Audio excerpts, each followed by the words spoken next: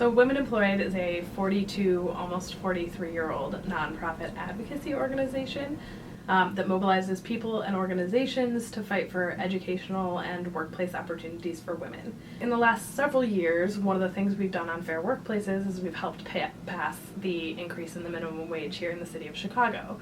So as of July 1, 2015, the minimum wage here in Chicago is $10 an hour. The state minimum wage is $8.25. So Chicago is higher.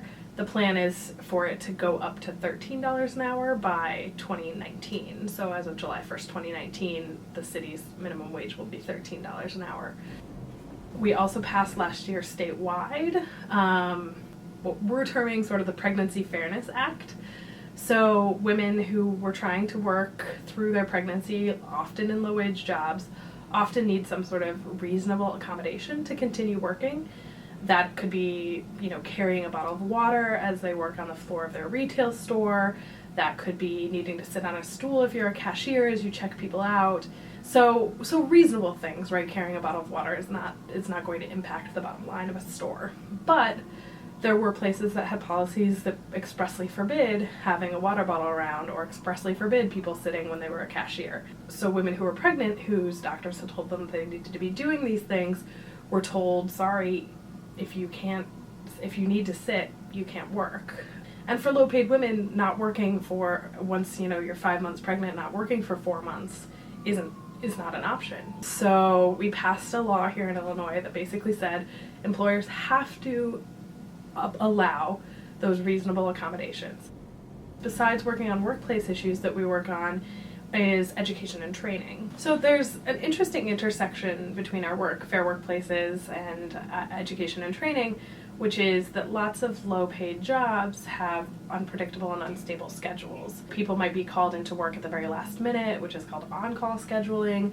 People may not get advance notice of their schedules until, maybe the Sunday before they're supposed to work on Monday. One week they may get 30 hours a week, and that's great, and they budget for their life as if they're going to work 30 hours a week for the rest of the month, but in reality they end up getting 30 hours one week and 15 hours the next week, and then they're bumped down to 6, but then they get 30 again, and it's impossible to budget. And it also really impacts people who want to do things like go back to school. We, I think, believe that there needs to be, a broader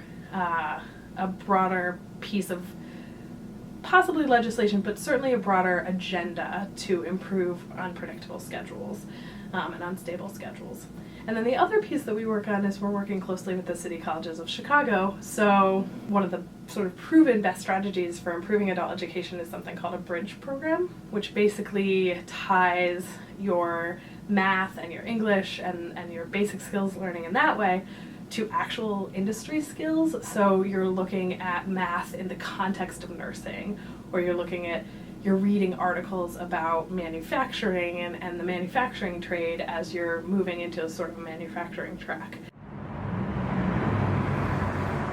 Women Employed's goal or vision is to see a world where women are economically self-sufficient, where they're paid equally to their male counterparts, which is still a challenge in a world where women are only making 79 cents every dollar a man makes, where all jobs are good jobs in some way, so they offer benefits to their employees, they offer pay that's a living wage so that people can actually support themselves while making it, that they offer, stable schedules, that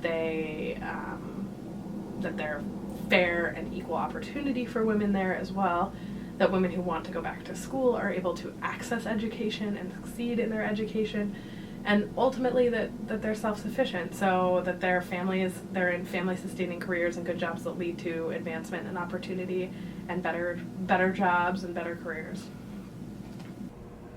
There are a number of ways that people can help Women Employed achieve our goal. One of those ways is by joining our Action Network.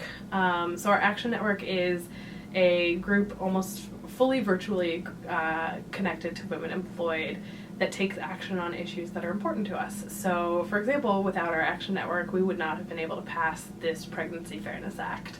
So the Action Network, it's quick, it's simple. We send emails. We either ask you to make a phone call or you type in your address and you send an email that we've actually pre-written for you. Just send it directly to your representatives, either in Congress, the U.S. Congress, or you can send it to the president, depends on who, or the state leaders and the governor here.